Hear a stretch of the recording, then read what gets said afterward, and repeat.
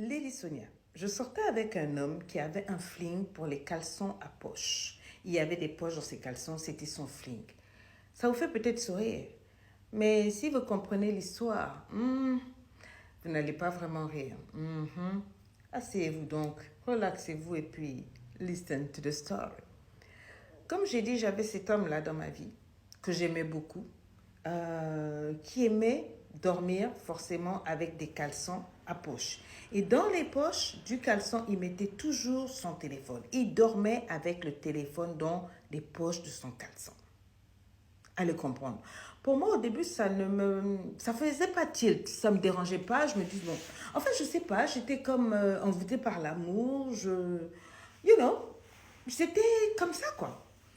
Et puis, donc, on vivait ensemble, un gars fauché comme un rat d'église, c'est moi qui faisais tout à la maison, vous savez, le genre de garçon qui aime se faire chouchouter, le genre de petit gigolo, quoi. Toutes ces dépenses, c'était moi. Moi, je travaillais, je me dépensais, je donnais l'argent de poche, je faisais tout, tout, tout. Et il me disait, t'inquiète pas, un jour, je vais te rembourser tout ça, tu seras heureuse et tout et tout. Pas de souci. Et puis un soir, on dormait et je ne sais pas comment il a fait. Il a roulé sur lui-même et le téléphone a glissé de la poche et s'est retrouvé au pied entre nous deux.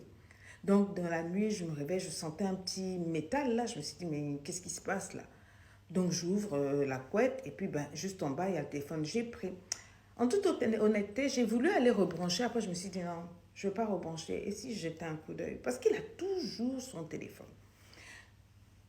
J'ouvre le téléphone au moment où il y avait plein de notifications d'applications de sites de rencontres. Je n'ai pas pu vraiment rentrer, mais vous savez, il y avait les notifications sur l'écran. Il y avait plein de sites de rencontres et des trucs, ça popait de partout. J'étais là que, oh, ce gars-là, il est sur des sites de rencontres alors qu'on sort ensemble. J'ai trouvé que ça sentait mauvais. Mais j'ai pris le nom d'un site de rencontre et j'ai dit, je vais aller faire quelque chose. Je suis allée, je me suis renseignée sur Google, j'ai fait rentrer le site et tout et tout. J'ai créé un faux compte. Et j'ai demandé à une de mes amies de me permettre d'utiliser son image pour ce site-là. Je savais que ma meilleure amie là, c'était son match, c'était ce genre de femme qu'il aimait. Il l'avait pas rencontré, elle était dans une autre ville, elle a accepté et tout et tout. Je lui ai expliqué, elle a dit, il n'y a pas de souci, tant que c'est pour voir un peu ce qu'il fait, il n'y a pas de souci. Elle m'a envoyé ses photos, elle m'a envoyé des photos d'elle sexy et tout et tout. Je lui ai mis une super photo et puis j'ai commencé à lui envoyer des messages parce que j'avais vu son truc. Et je crois que ça fait un parfait match parce que dès que je me suis inscrite au bout de 2 jours, j'ai reçu un message de sa part. Fine. On a commencé à chit-chatter, le gars a commencé à draguer, draguer, draguer. Moi, je restais dans mon lit. Pendant près de 2, 3 semaines là, j'ai laissé le gars s'amuser et tout et tout. Je l'ai travaillé au corps. Au bout de 2 semaines, il me dit que non, lui, il veut me voir. Enfin, il veut voir ma copine. Ma copine a dit d'accord. Prends un hôtel, on va se voir et puis on va se shake, on va faire tout et tout et tout. Et le gars, qui était fauché, qui me faisait faire toutes les dépenses, qui vivait vraiment à mes crochets, a accepté. Il est parti prendre une chambre d'hôtel. Lui a envoyé la réservation et tout et tout et tout. Donc, ils devaient se rencontrer dans un hôtel. Je suis restée calme. Ce jour-là, j'ai dit, je vais jouer jusqu'au bout. J'ai préparé, je lui ai fait l'amour, j'ai fait tout et tout et tout et tout, gentiment, comme une grande fille. Et puis au moment de partir, il se lève et puis il vient me dire, ah, excuse-moi, c'est l'anniversaire de ma mère, est-ce que tu peux me passer 100 balles? Je dis, pas de souci. Je le regarde, je lui remets les 100 balles et je regarde son visage. Et j'ai vu une espèce de sourire narquois, l'air de dire, elle est conne celle-là. Il a pris les 100 balles et puis il s'est habillé, lavé, parfumé. Il dit, ah bah écoute, je ne vais pas rentrer ce soir, je rentre demain, je vais rester avec des potes et tout. J'ai dit, ok, no problem. Il s'en va.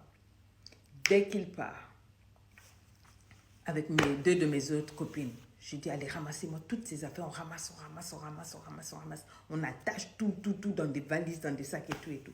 Et je mets ça devant la porte là-bas. Et puis, j'ai pris une photo, parce que il y avait des SDF qui n'étaient pas trop loin. Il y a des photos, pendant qu'ils étaient en train de fouiller les affaires et tout, je prends la photo et je garde. Et puis, entre-temps, j'envoie des messages au gars, je dis, j'arrive, je suis en retard, excuse-moi, mais prépare-toi, j'arrive et tout, j'arrive, tatati, tatata. Au bout de 2 heures où le gars attend, il commence à s'énerver. C'est là maintenant que je lui envoie un message. par WhatsApp, de mon WhatsApp, moi, pas le compte là.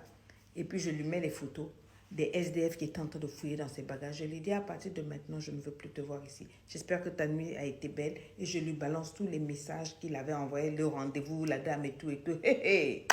Quand c'est comme ça, je ferme tout et puis je vais dormir chez les copines. Le lendemain, je me disais que je savais qu'il allait venir. Il avait nulle part où aller. Le lendemain, je reviens avec 2 copines là. Et puis, je le vois à la porte. Il avait une sale tête, en train de pleurer, de rire, comme me voit, il se met à genoux. Excuse-moi, ça va plus se refaire. C'était une erreur. Je dis, je ne veux rien savoir. Tu ramasses ta petite personne et tu t'emmènes au dehors. Je ne veux pas te gérer ici, arrête. J'ai dit, le gars commence à devenir violent. Il veut me brutaliser. Il veut me bousculer. Il commence... Mes 2 copines ont sauté sur lui. Pendant qu'elles sautaient sur lui, là, j'ai appelé la police. La police a débarqué. Il dit qu'il n'a nulle part où aller, que c'est qu'on lui dit, monsieur, donnez les factures. Est-ce que vous payez les factures? Oh non, mais pardon, c'est chez elle, c'est chez elle. Donc, allez. J'ai dit, il ne faut pas le voir en train de ramper, supplier, tout et tout. La police l'a jeté, on lui a interdit de s'approcher de moi après de 1 kilomètre, je ne sais pas quoi. J'ai dit, c'est comme ça que j'ai eu ma paix. Mon Dieu, j'ai dit, quelqu'un que toi, je suis en train de t'aider, c'est toi qui me fais ça. Aux dernières nouvelles, il vit dans une autre ville, il s'est trouvé un boulot et puis j'ai dit en tout cas, j'espère que cette fois-ci, quand il sortira avec une autre là, il va apprendre qu'il y a femme et femme. Moi, en tout cas, on ne me fait pas ça. Qu'est-ce que vous pensez de mon game? Queen ou pas queen?